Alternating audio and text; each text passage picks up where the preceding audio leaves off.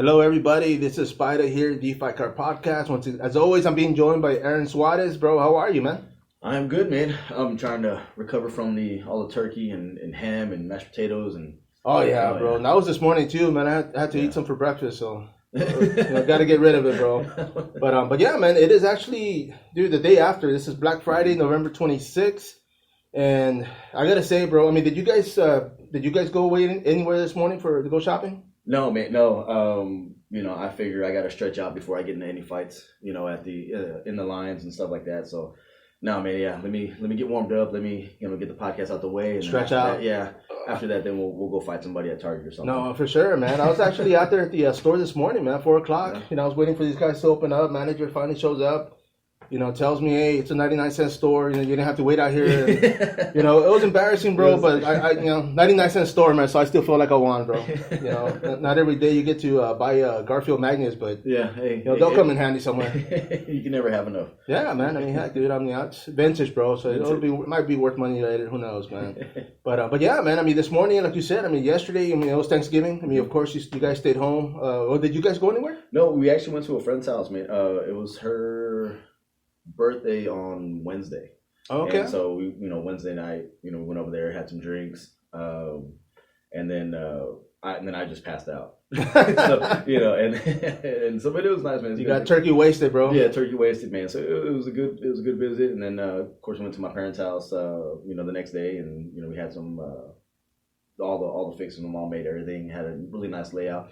Again, sponsored by the Family Dollar. Oh yeah, of course. All the spreads, all the fancy cups, and then of course then we watch the football games, man. Watching the Cowboys, and that's a touchy subject. I'll let some of the guys cool off a little bit. So no, for sure, man. Actually, I knew they were playing, and I didn't catch. I think it was the fourth quarter that I started watching, man. And that's what got exciting. Yeah. I mean, I was watching it. I was hyped about it. I mean, I was a Cowboys fan back in the '80s. With Troy Aikman, and of course, with Emmitt Smith later and all that. But I still watch them, dude. I mean, I'm not one of them boys, but I still support. They're always going to be Texas, bro. So you got to support them. But it was painful to watch towards the end.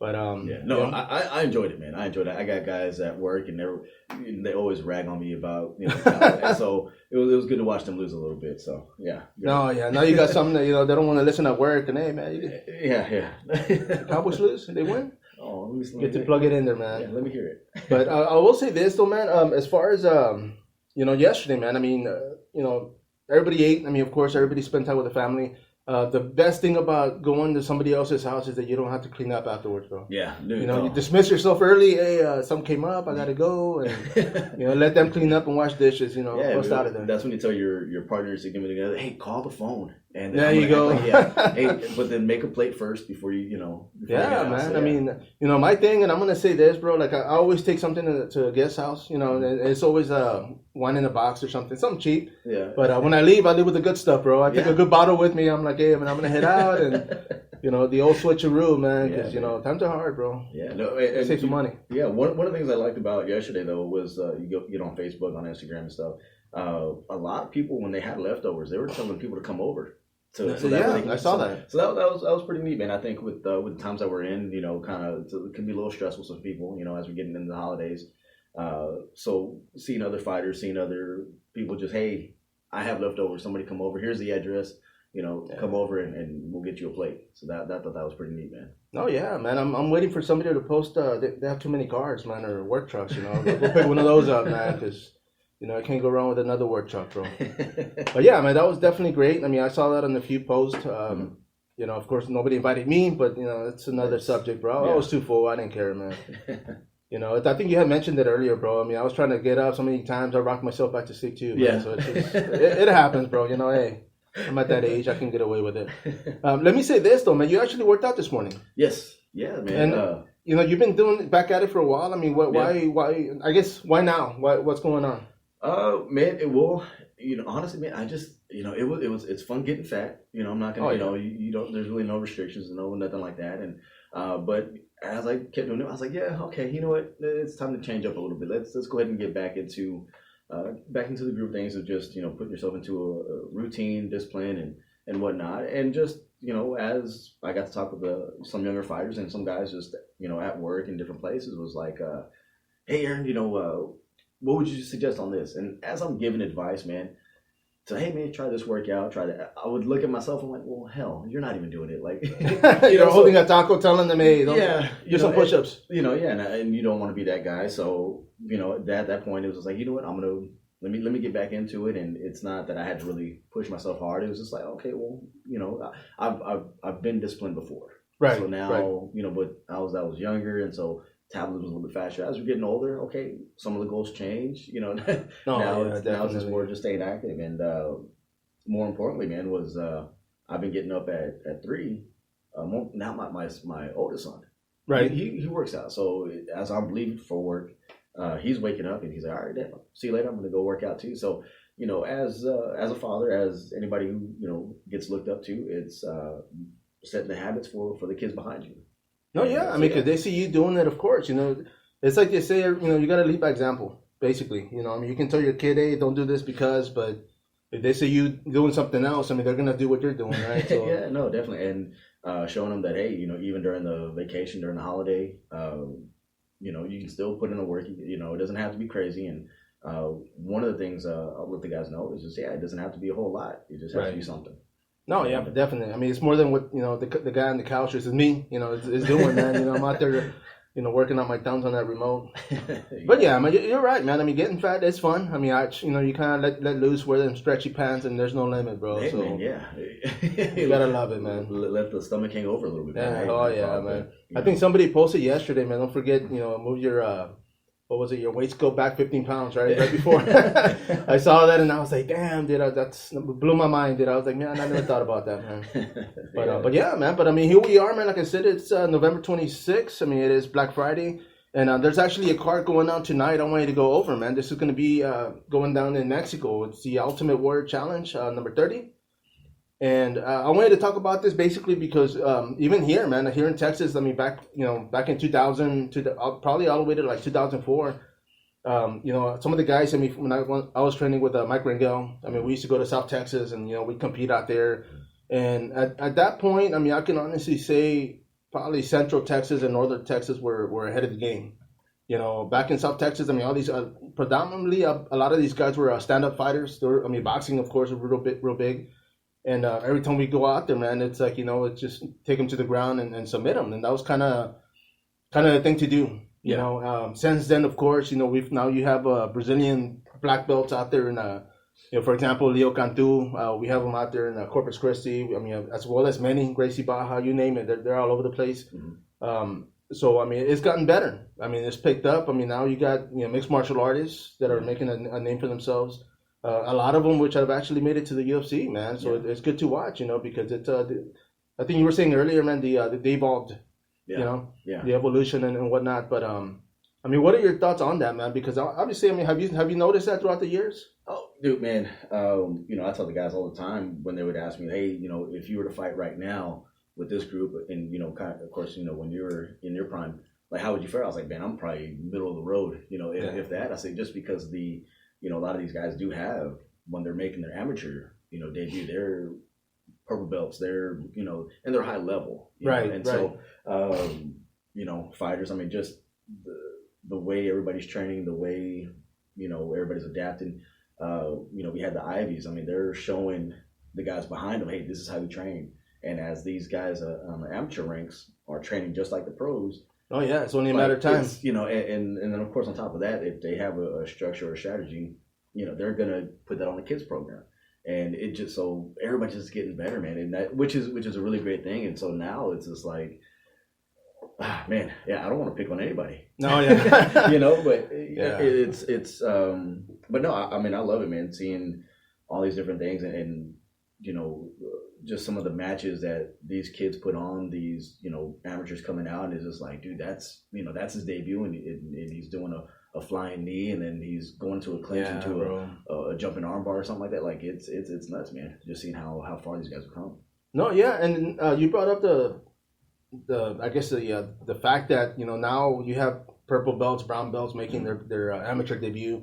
Back in the day, man, I mean, I know it wasn't like written, it wasn't a written rule or anything like that, but I know a lot of Brazilian Jiu-Jitsu stylists, you have to have at least a purple belt to compete in MMA. Yeah. And now it's like you just got to start training in MMA and make a debut, man. But I mean, that just shows how much of a evolution we have now, because like you said, I mean, a lot of the kids now, man, they're 8-10-year-old kids. I mean, you have some here at HOJ, wrecking shop, man, and I'm thinking, damn, I thought, man, if I come back, I'm gonna jump in the kids class just to have an advantage, bro. No way, bro.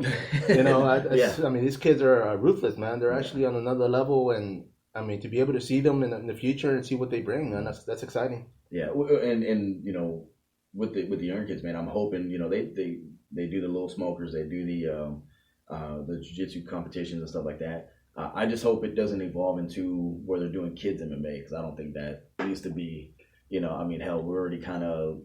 I think you saw a drop, at least for a little bit, in football programs, right? Because of the head movement. No, yeah, bro, it's a lot of head trauma and injuries. Like that, so, yeah. So and that's true. Yeah, so I hope it doesn't go into a whole bunch of kids MMA, but at least if they do, hey man, pat them up head to toe. And I was gonna ask, I mean, it's, as far as especially if it's a smoker, I mean, they're not gonna jump into the UFC, so of course, for somebody to be like, hey, you gotta go in there and die in there, of course not, but. Yeah. I mean, definitely pat them up, put headgear, put up bigger gloves, and just kind of have them do the whole wrestling versus, grappling aspect. Yeah. But, I mean, yeah, that's a good subject, man. I mean, I didn't think about that, but I'm going to edit this later, and I'm going to bring that up and say I brought it up, because that's a good one, bro. No, but yeah, man, I mean, for sure. I mean, these kids, for them to do jiu-jitsu matches, no gi, and I mean, what was it, the other day, they had the submission hunter. Yeah. They do the whole platform, the whole walkout, and I mean, they go full on, dude, and it's like, it's good mentally, because now it's setting them up for the bigger shows, man. Yeah. I mean, the whole crowd control, I think we had talked about this before, was, getting used to you're against the cage and getting punched in the face, and here I am with the camera looking at you, man, and it's, you kind of have to learn how to black that out, Yeah, and how do you listen to your coaches when you're in that chaotic moment? That's a big thing. I mean, back in the day, even when I used to coach in the corner, I mean, trying to get your fighter's attention and make sure he's listening to you. Like, hey, put your, get the wizard, come here, underhook or whatever. And you're yelling at him, and he's like, how come this guy's not listening? He's like, coach, like, I got this guy trying to hit me. And, I got kicked. I got the crowd against me. I got, this and that. I'm fighting half naked. Like, can you please forgive me for not listening? What kind of fights are you watching, bro? Wait a minute, man. Hey, man, no. You know what I mean. No, for sure, man. And that's true, man. I mean, but I mean, different channel. Yeah, there you go, man. It's like what's it, Animal Wildlife, or, it's, hey. But you know what? When you were in that position, man, what was it? I mean, what do you go through, man? I mean, you're pinned against the cage. The guy's punching you in the face, and you're thinking, okay, where's my coach? I mean, what's the last thing on your mind? The first thing. As a fighter, yeah, the first thing is okay, well, how do I get myself out? And hopefully you put in a lot of muscle memory to kind of, okay, hey, I've been put in this spot before. This is what I'm going to go to next, and so hopefully my basics, my foundation is good. But then you see, other guys who are just like, they don't know what to do. So the first instinct of what they have is like, I'm going to throw my hands up. I'm going to, whatever is possible just to get out of this position. Then you have guys, I think they're too relaxed, too calm, and then they don't have any movement. They don't have any sense of urgency. So it's like they knew what to do, and they're kind of making their way through it. But sometimes it's like, hey, man, I need you to go like right now. And, right. Yeah. So, it's, the better fighters can always win those transitions. And when you're putting those transitions, man, if you can win those, maybe be a second or two ahead of your opponent, man, you're going to be getting out every single time. And so being able to have the calmness along with the chaotic, together in that perfect mix is going to make you a really successful fighter. No, I mean, for sure, man. And I think it was the other day, a couple of years back, actually, man, one of the fighters that I've been following for years, man, and Jeff Neal. I mean, he was in a fight, and his coach was yelling, a specific letter or word where he was yelling it out, and he knew that was a head kick.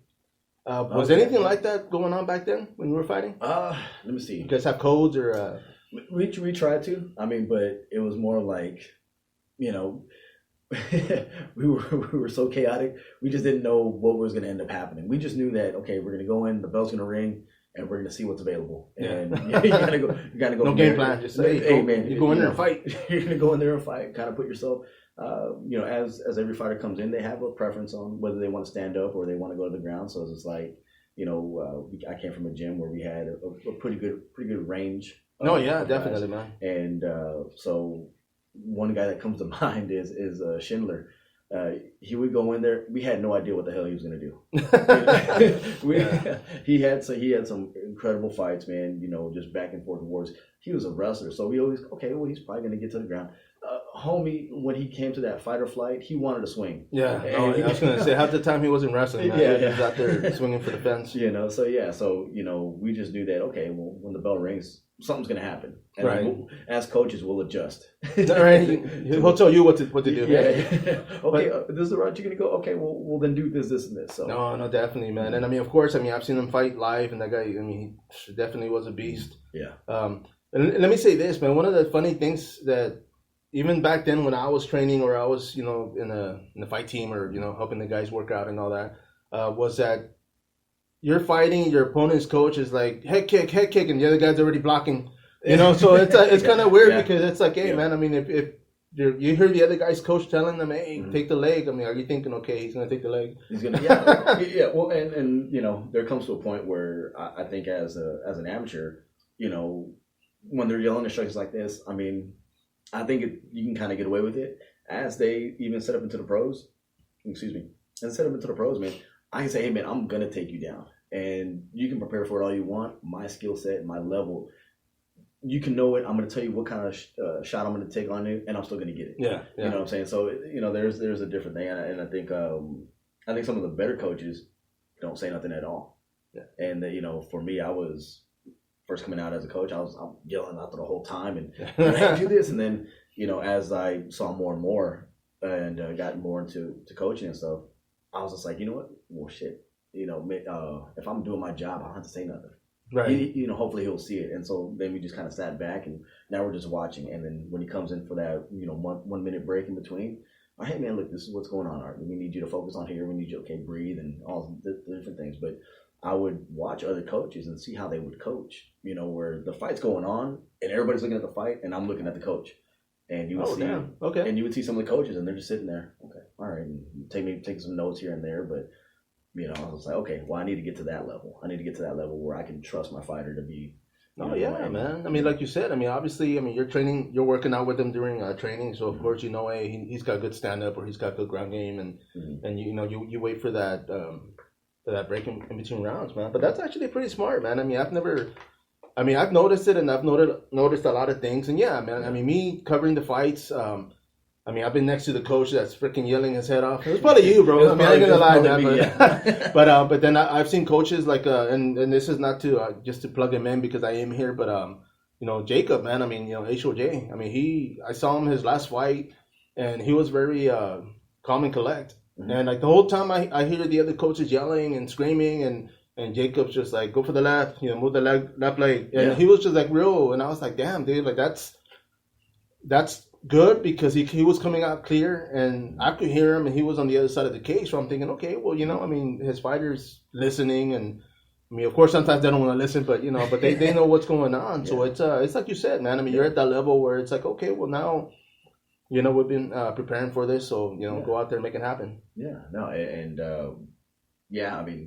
the less you can say as a coach, in that corner, I think the better, right? Depending on who it is, and then again, you can look in the UFC now. These guys in the high level stuff, they're yelling, because it's a bigger venue. No, it's like 30,000 people in there, man. Yeah, but a lot of times they're not even saying much, because they understood, hey, I set this guy up to perform. He has to perform, and now all I'm going to do is kind of just guide what he's doing in between rounds. Right. So it's really neat, man. I think some of the better coaches. One of the guys that I'll bring up was actually Master Lozano. Okay. He's just sitting there, and he's just like, all right, cool, it's whatever, and not a peep comes out, and then the round ends, and then he's talking to his guy. It's real calm. All right, cool, we're gonna do this. Giving him the stool and wiping him down with the ice pack and all that stuff. And then they go back out, and then he sits back down and he's just another spectator. So I thought that was really, really good on his part, man. I was really impressed with that. So no, for sure, man. Especially as a coach yourself, you've been there, you've done that. So it's something. I personally had never even thought about that because I'm not a coach. But but yeah, man, that's actually pretty smart. Be able to, watch your fighter, and then not only that, but watch the other coach and watch his opponent, and thinking, okay, well, you know what, this guy has a strong lead or strong, and kind of come back and be like, hey, you know, here's an opening. I mean, just set it up and connect, man. But yeah, I mean, that's freaking brilliant, dude. I mean, hopefully your future fighters won't, you know, coaches won't be listening to this, man. But yeah, man. I mean, that's actually pretty damn smart, man. But yeah, I mean, back to this UWC card, man. I mean, it's number 30th, like I said. It is happening tonight, UFC Fight Pass. Mm-hmm. And of course, I'm pretty sure it's happening at 4:00 again, bro. I mean, I'm still not over that. At least it's not on Sunday, bro. Yeah, true. One of the things that I wanted to bring up, especially with you, I mean, having been in that situation, is it's Thanksgiving was yesterday. Mm-hmm. I mean, these fighters, I'm sure they didn't need anything, bro. So what do you do as a fighter? Do you wait till after the fight and be like, hey, okay, Thanksgiving's today? What goes on? Either, you know, we celebrated Thanksgiving 2 weeks ago. Yeah.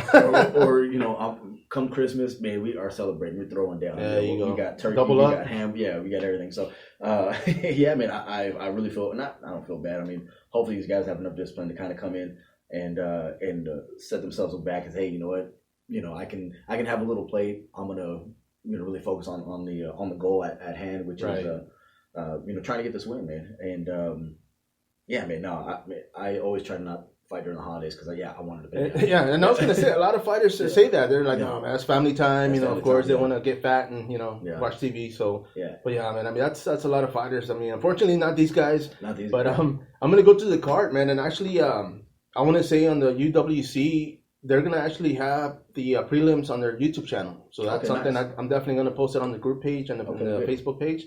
But as far as the UFC Fight Pass card, man, it's gonna be Hugo Warzun. It's going to be 155 pounds, and he's actually fighting a fighter that I've actually interviewed before, and Troy Sanders. Okay, yeah. Now, I wanted to bring him up only because this guy, I don't want to say he's self-taught. I mean, I know he was training by himself, and he won the first ever Street Beefs West Coast title. Yeah. Now, the guy, his first fight, he actually fought for Naciones. I mean, he actually went out there guns blazing, man. He lost the fight. But obviously, he fought good enough that they brought him back, and he started training again, man. I mean, he actually found a team. He's, you know, doing training in mixed martial arts, and I mean, something like that. I mean, of course, you know, being self-taught, I mean, you might get away with it in the amateur ranks, but you know, when it comes down to a higher level, I mean, of course, man. What do you say about that? You know, also, I think, you know, when you're trying to be self-taught and everything like that, I think there has to be a big old ego that comes with it, you know, because like, hey, well, I don't need anybody, man. That kind of that reminds me of the. I've been in bar fights, I've been in street fights, you know. I don't need it, and literally he was in Street Beef, so you know, and he won that title. So, but for him to go transition from being self-taught to, excuse me, to actually being in the gym, I mean that has to change his perspective on everything, because now he has to listen to a coach where. Maybe he did have some type of structure, but now it's just like, okay, well, coach, what's your structure? You know, what do you want to show me? What am I missing at? And that takes a lot of humbleness to kind of sit back and reflect and be like, okay, this is what I have to do now. And being part of a team, maybe even earning the respect. I wonder how it first went. Do we happen to know what gym he's in?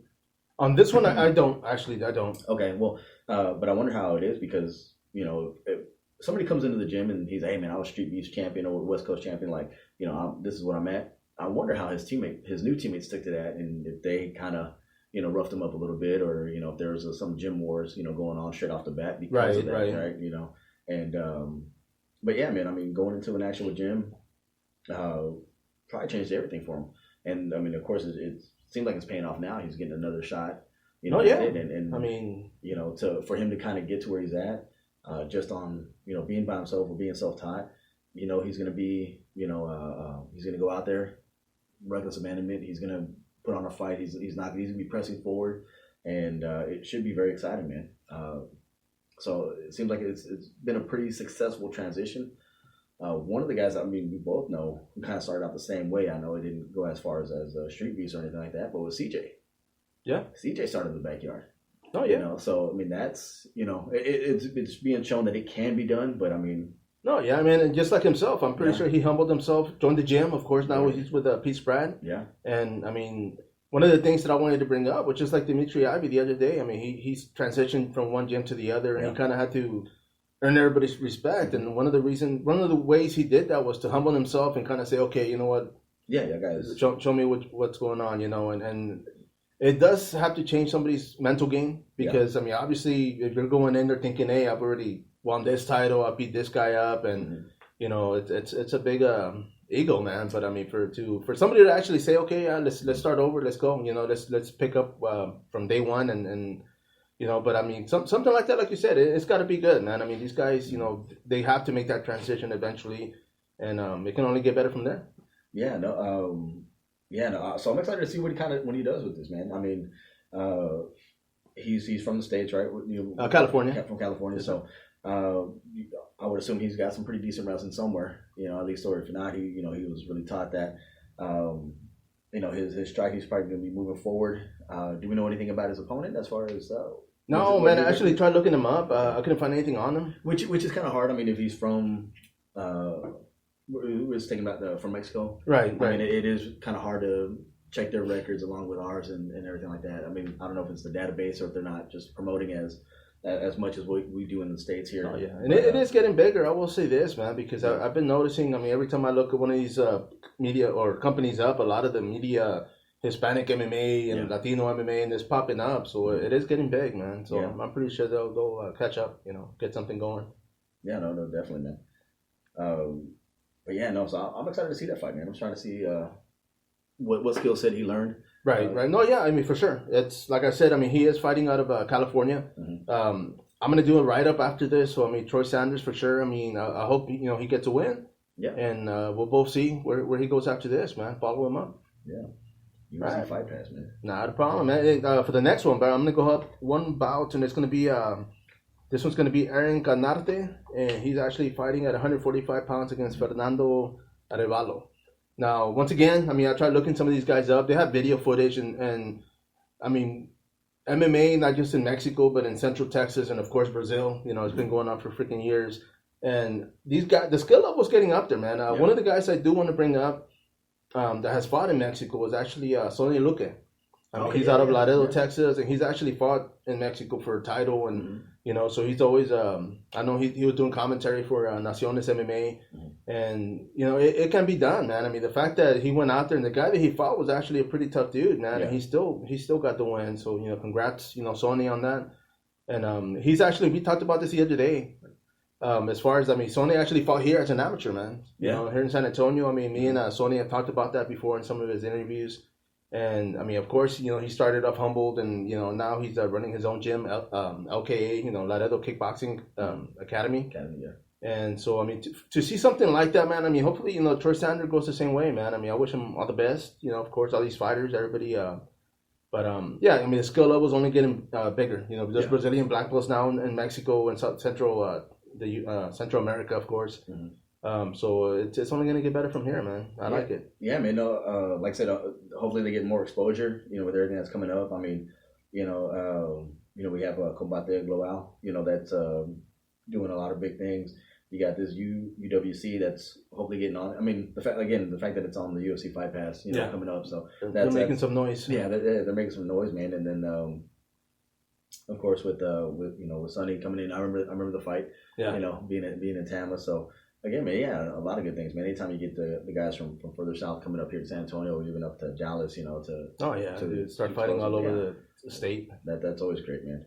No, for sure, man. I'm gonna go up one more bout, man. This is gonna be Javier Vasurto. Now he's fighting at 155 pounds against Christopher Ramirez out of Mexico. A lot of this, and I will say this, man, it's Ecuador versus Mexico for the most part, and that's on this bout. I mean, of course, Javier Vasurto coming out of Ecuador. And Christopher Ramirez out of Mexico. Now, I will say this, man, because it is on the UFC Fight Pass. I mean, of course, we had a fighter just recently, man. He fought, he was the main event against Holloway. Mm-hmm. So it is possible. I mean, like you said, this is a great opportunity. These guys make a bigger name for themselves. Boom. They get picked up, go to the UFC, and, hit the big time. Yeah, man. I mean, that's always, that's the name of the game, man. I mean, you never know how long you'll be fighting. You never know when that time's going to be coming up. So, any opportunity you can get, I mean, that's just a big boost in their little stock, man, right there. So,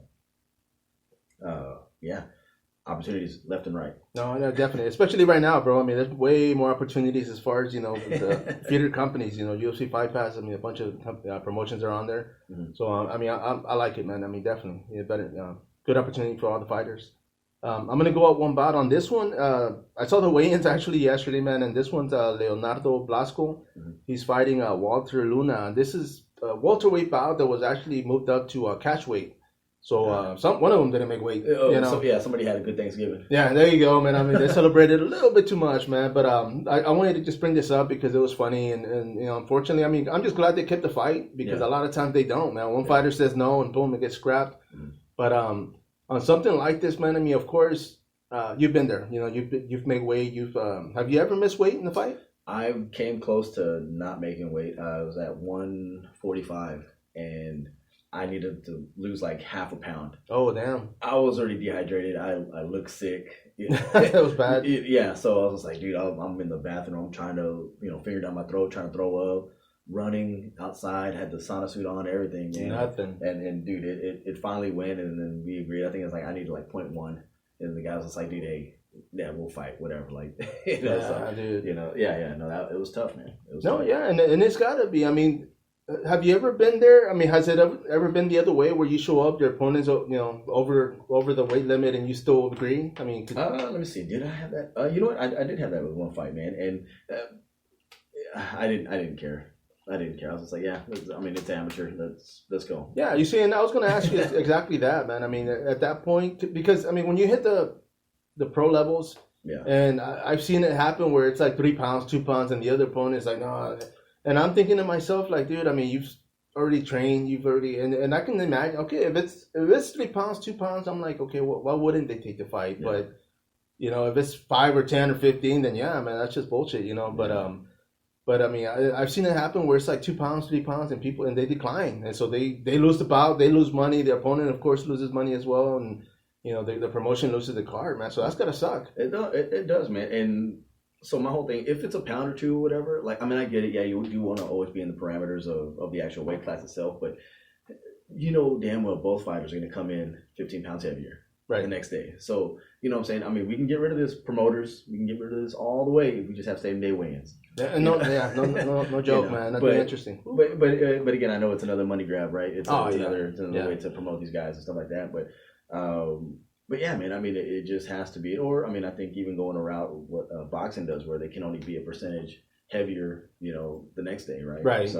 But I mean, I'd want to see a lot more guys fighting closer to their actual walk-around weight and see what that looks like. Man, if that's the case, I'd be fighting Brock Lesnar, bro. That's not. I don't want to see that, bro. Because hopefully that'll create more discipline, and the guys have to do it. They have to eat right, they have to train, and it'll work on their consistency and their discipline. And even with what Dimitri said the other day was like, yeah, I mean, there's no off season, right? And I think that's also going to separate some of the amateurs from the real pros. Right. In that aspect. So, everybody's working hard, everybody's getting it, and man, the last thing you want is for a fight to get scrapped because of 2 pounds. No, yeah, dude. Especially, I mean, it's an opportunity for the fighters on the lower card because they get bumped up, but at the same time, it's just not good for everybody, man. Yeah. But I mean, they agreed to fight, so props to them for that. Yeah. And I'm looking forward to the card, man. Like I said, it is on the UFC fight card. Man, I'm hoping he took some of his money though. I'm pretty sure. Yeah, I'm pretty sure. I mean, either that, or at least he gave him a plate of, turkey and stuff. Let me show you why I was over. It's like, hey, you know what, dude, I get it. That's a good thing, man. If it's not good, then give me your money. Yeah, get paid. But next bout, bro, it's actually the same thing, man. I saw the weigh-ins. Andres Luna out of Ecuador, 135 pounds, fighting Paul Marquez. I mean, out of Mexico, and 135 pounds. We had talked about this the other day. I mean, these guys are fast. As far as the knockout power, it might be there. I mean, there's 135ers that do pack a good punch, and it's going to be quick, and we'll see, man. I mean, they're both. I saw a video on Marquez, and the guy looked good, man. I mean, as far as gym and everything, I apologize. I couldn't catch any of that, but I'm looking forward to it, man. I mean, it's smaller weight classes, man. What are you saying, man? Can you make 135 right now, bro? Talk to me. Oh, yeah, dude. Give me about 10 years. Take an arm, take a leg. Take a leg, man. That'll help me out. To get to 135, but dude, I've always enjoyed the smaller guys. The flyweights, the 35, the bantamweights. just because a lot of times, man, they have to use their speed a lot more when they're in training. Right. Because a lot of the guys that are, in gyms, right, you have roughly probably about a handful of 35ers, but then the majority of your guys are going to be, between that 150 to 170, 180. So they got to train with those 135ers. So, if it comes to, hey, man, we're going to have a heavy, one of our hard sparring days, those 135ers, they are on their bike, they are running, they're flying, they're doing everything possible. So when they translate that into the actual, fight itself, I mean, you get, guys that are used to going with somebody heavier all the time. So the technique is usually a lot better. Right. And then on top of that, they're just crazy explosive. So they're always fun to watch, man. I mean, and I've always said that the 25ers and 35ers, if you have those guys in the gym, they're probably usually your tougher guys. Right. No, yeah, they're the ones taking a beating and still coming back. Yeah, so I mean, you see a guy. We had a guy. I had a teammate named Joe Cruz, man. Toughest dude I ever met. Real soft spoken, real gentle, real everything like that. But man, the way he was in the gym, I mean, he would get just mauled. It seemed like every round. And then when he finally got with somebody that was, his size, man, he was just giving these guys a beating. Yeah, I can imagine. Yeah, it's kind of like the little brother. Yeah. So, you see, and let me ask you this, man: have you ever made 135? Like during your, did you ever try, or was it just 145? Man, let me see, I had just came off a fight, and I was like, hey, you know what, man, I was still about 150 or so, and I was like, man, let me try 135. I think I tried for like 2 days, and I was like, nope. You're like, where's that plate? Like, I don't even know where I'm going to end up losing it at. I mean, to get to 45 was a pain. And you weren't about to cut that hair either, right? No, I wasn't. No, no, definitely not. So, yeah. But I wanted to bring that up only for the fact, we were talking about Dan Hooker. Yeah. Going down in weight, man. I mean, as far as him dropping down in weight and being the size that he is, man, I mean, of course, what are you thinking? I mean, different lifestyle, different eating habits, different... I mean, it looks like he already eats clean as it is.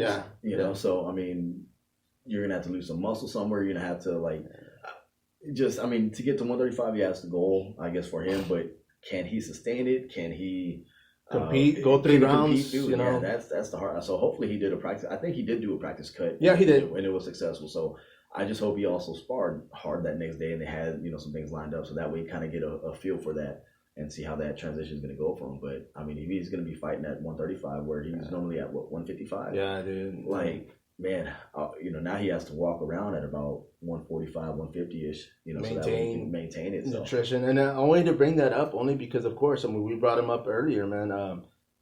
Chandler. I mean, of course, he made this drop. I mean, he fought at 155 and he dropped to 145. Well, I didn't even know where the hell he lost. Yeah, I know. That's what I was going to say, man, because, I mean...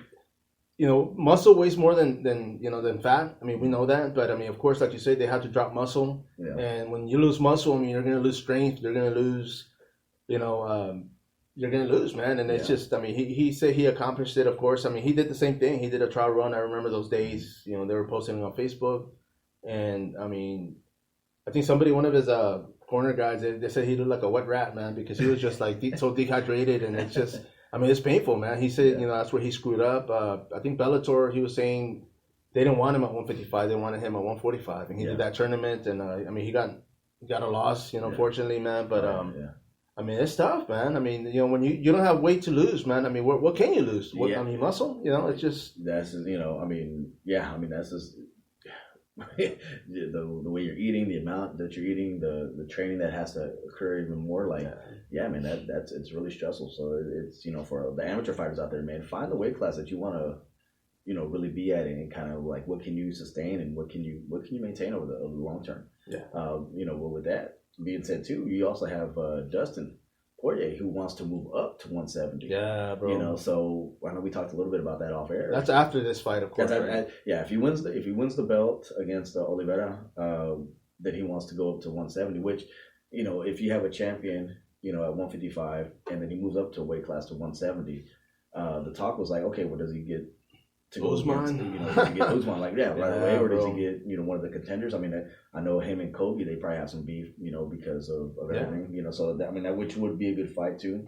I don't know how that one's gonna go, but you got to find the right weight for yourself, and then find the class that's closest to it. We talked about Daniel Cormier. Oh yeah, you know, being 5'11" or whatever, and then fighting heavyweight. I mean, you look at Daniel. You know, the first sight, it's yeah, man. This guy's gonna get walked through, and then of course, and he's throwing these guys everywhere. Throwing everybody like logs. You see, and the crazy thing about it, man, is that, I mean, you see him in videos with Khabib. Of course, they were training partners, and they're the same height. Yeah. I mean, Khabib's like, you know, they're looking eye to eye, and I'm thinking, shit, dude, like, how the hell does that work, man? That's just like crazy insane. But I mean, of course, you know, Cormier, I posted that, you know, all about the cake video the other day. So the guy loves to eat, man. I mean, I'm a fan of you, Daniel Cormier, by the way. But yeah, man, it's just amazing because.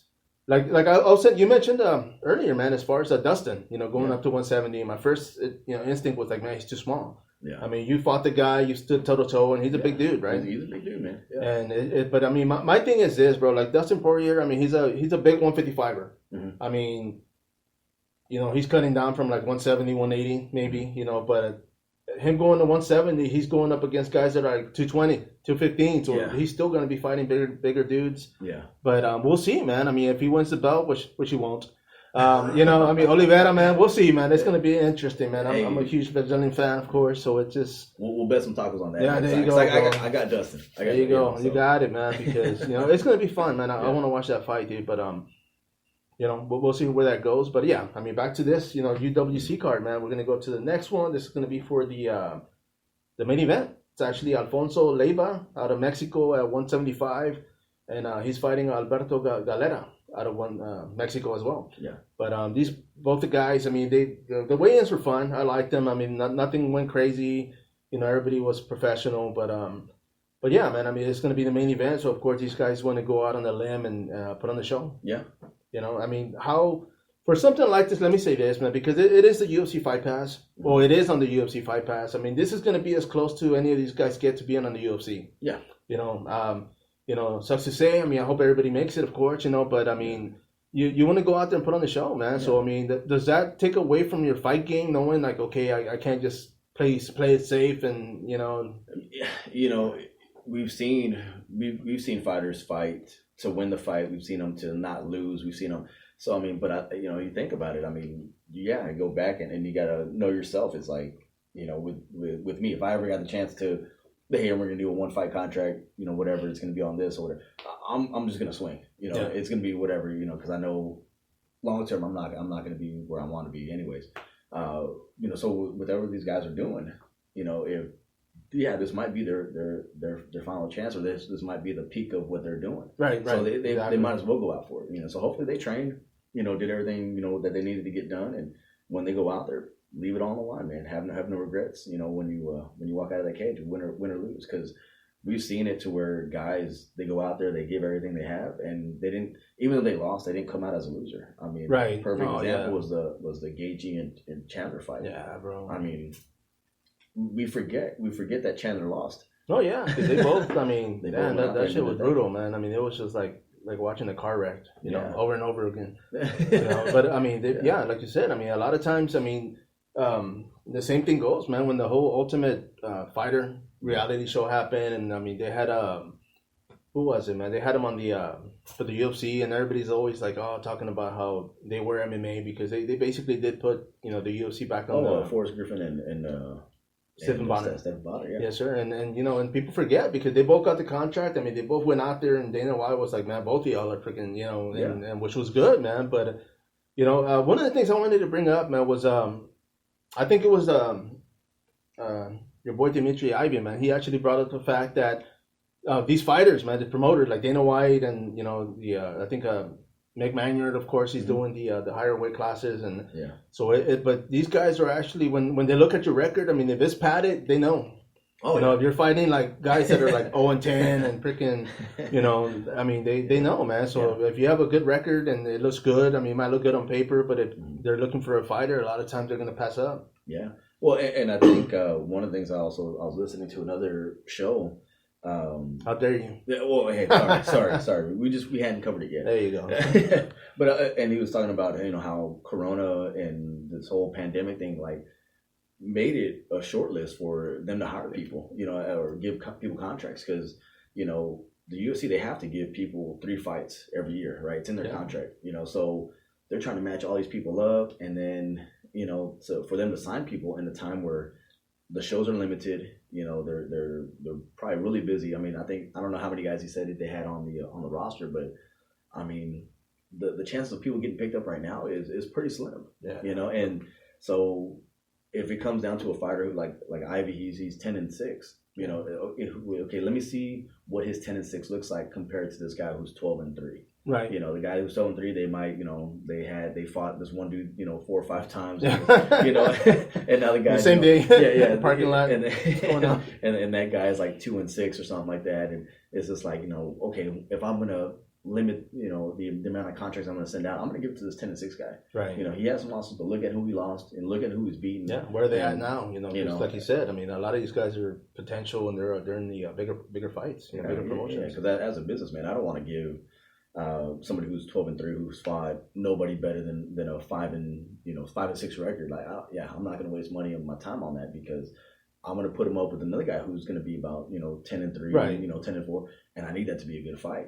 You know, so it's you want to continuously, you know, push yourself, and with the amateurs, with the newly founded pros that we have, man, take those fights, man. Somebody's tough, fight them.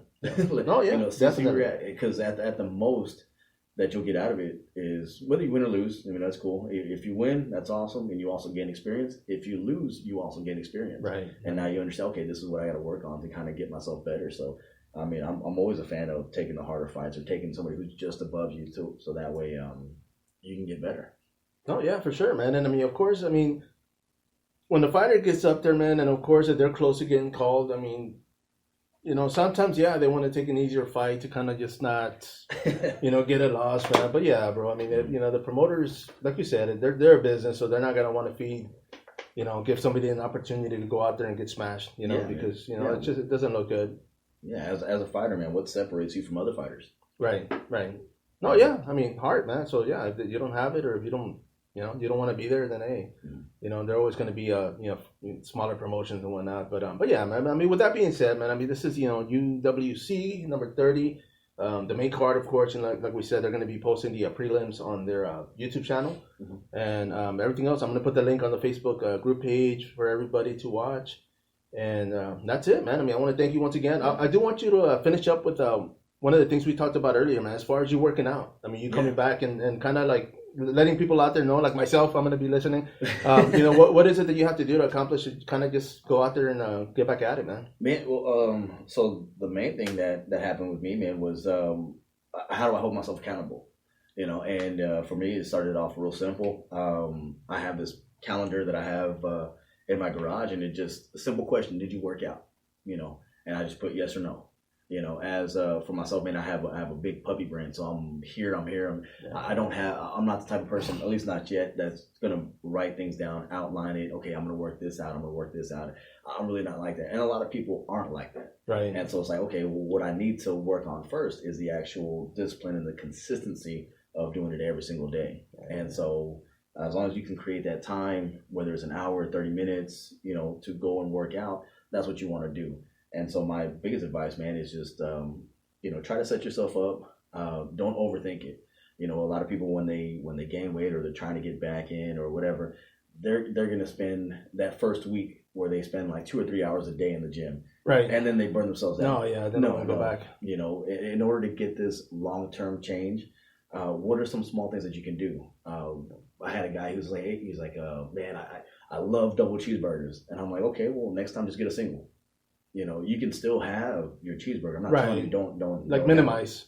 But minimize, man. And eventually that cheeseburger, man, it's going to turn into a salad. It's going to turn into something. But what small changes can you make over a long period of time? What can make you sustainable? And as I look at some of the fighters at the top levels, you know, they're making these small changes every single day.